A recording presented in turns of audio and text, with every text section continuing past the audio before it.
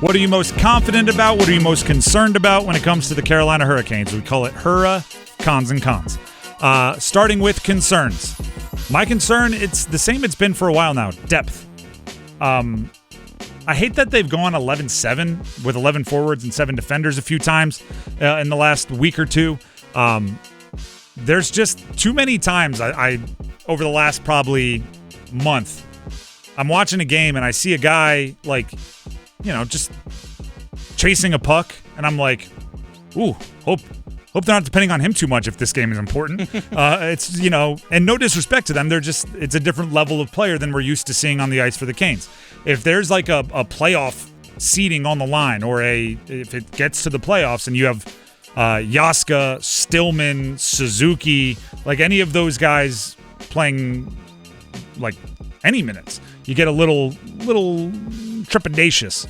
So I just want a little bit 7th defender that's a little bit better, 13th forward that you're a little more comfortable with, maybe a little more veteran, a little more experience. So the depth scares me a little bit, especially because something like the flu sickness that's going around, that could happen at an important, that's not outlandish, right? Somebody could twist a knee.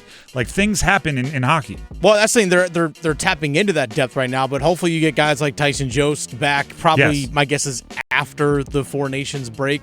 But then eventually, hopefully late in the season or in the playoffs, you get William Carrier back as well. And who knows what other moves they're going to make. But they're kind of using that depth right now. Rod Brind'Amour actually did talk to Adam Gold earlier today, and he does feel like he's going to be back to 12-6. All right. Tonight. And my concerns are being alleviated, but not fully. Dennis, what's your concern?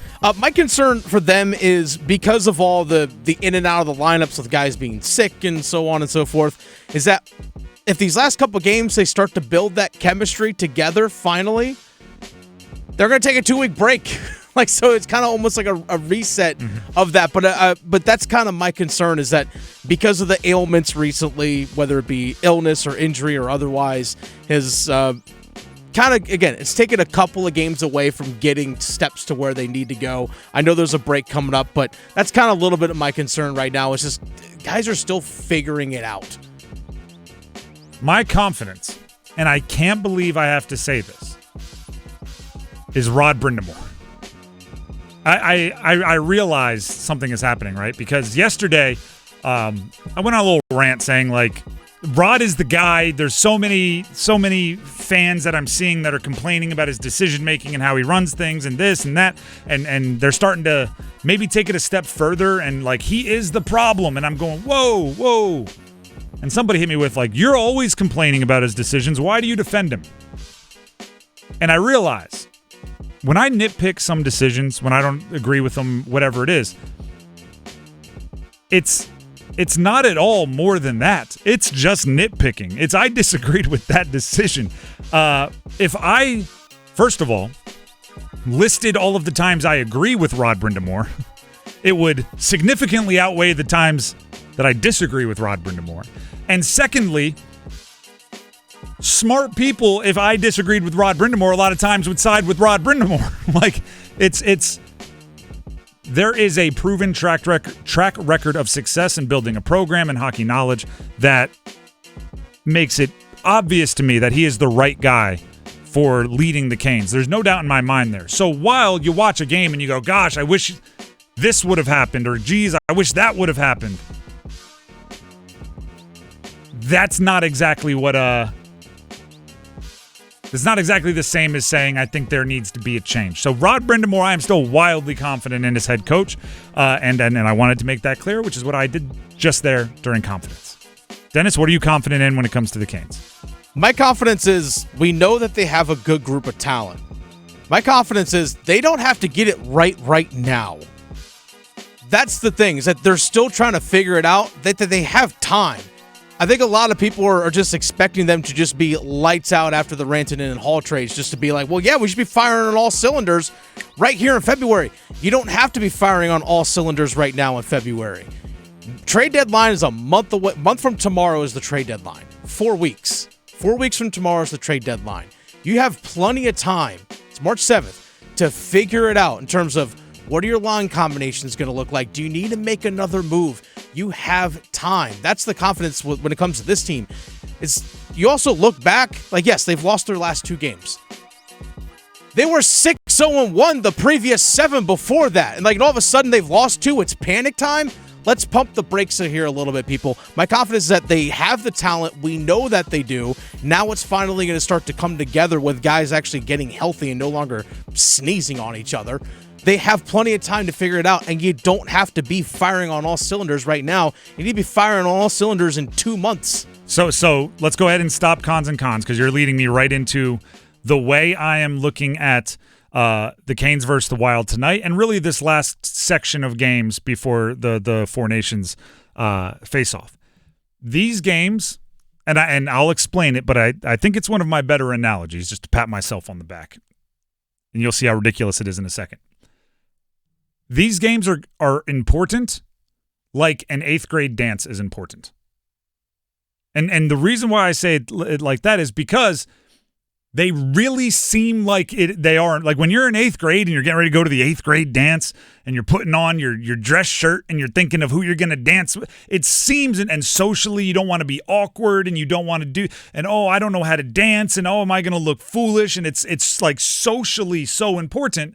But in the scheme of things, like, you look back and I'm in my 30s and it's like 8th grade dance it's really not that important, right? It's a way to kill time, like one random Saturday when you're 14 years old. Socially, the next 2 Canes games, starting with tonight against the Wild, they're important in, like, what do you want the conversations to be about during the Four Nations face-off break, right? Because hockey fans and hockey publications, they're going to need something to talk about when it comes to the NHL, and it's going to be convenient to say, look at the stats. Mikko Rantanen isn't the same player without McKinnon that he was with him. And it's going to be convenient to say, Rantanen's never going to re-sign with Carolina if he isn't producing. And so socially they're important, right? If he scores a goal tonight and a goal in their next game, those conversations are very different. It seems really important. But when you look back 30 years from now, the important part is going to be how they finish the season. It's going to be what he does in the postseason. It's going to be what he's doing a month, 2 months from now, right? These games, they're socially important. But in actuality, why would you make, like, those 2 questions or 2 statements I just made, right? Like, why would Rantanen agree to re-sign? Why would you make that decision right before a 2-week break? Especially when Rantanen and Aho will be on Team Finland together, presumably spending at least a little time and building a little chemistry and getting back on the same page a little bit with each other. Let the postseason be the thing that helps Rantanen decide if he can win and build his legacy in Carolina. So I'd love to have Rantanen score 3 goals tonight, right? And quiet those conversations going into the break so the gossipers and the busy mouths can go talk about something else. Just like you'd love to I don't know, the 8th grader, like, gets to dance with their crush and it's great, and they hit the awesome move right when the who's the hot singer now, like Taylor Swift's song, and it was all cool, and everybody gathered around him and they clapped. Like, you want that to happen, but if it doesn't happen, it's like, it's a bummer, and you move on, and you realize in the scheme of things it's not that important. I'd love for Rantanen to score 3 tonight. I'm not judging the move. I'm not judging what I think his experience will be yet. Minnesota is a good team. They grind. One of the better defensive teams, like I said, like 11th in goals allowed, bottom half offensive team. I'm comfortable with the Canes in a grinded out battle against darn near anybody with their history. It's a game. It's one of 82. It's important in that way, but I'm not putting any kind of futures on it. Elliot Friedman, Sportsnet, just to give you an outsider's perspective, talks about the situation with Rantanen, how it's different than Jake Gensel last year, and what Carolina's approach is. I think they learned a lot from the Gensel thing last year. Number one, as Tulsky has pointed out, they didn't have the cap room they do now. They have a ton of cap room. Number two is that, last time with Gensel gave them a number, and I don't think they gave it to him until like 2 days before free agency. And by that time, Gensel was like, no, it's too late. So I think like everybody, you learn your lessons. The one thing I do believe is this: they will go where they have never gone before, and they will make a big pitch at him. There it is. The money, the conversations, those are going to happen. I don't think if he scores tonight against the Wild is going to be like, well, I can't sign that 8-year, $14 million a year deal because back on February 6th, I had that transition opportunity and you didn't feed me the puck. So I can't make it happen.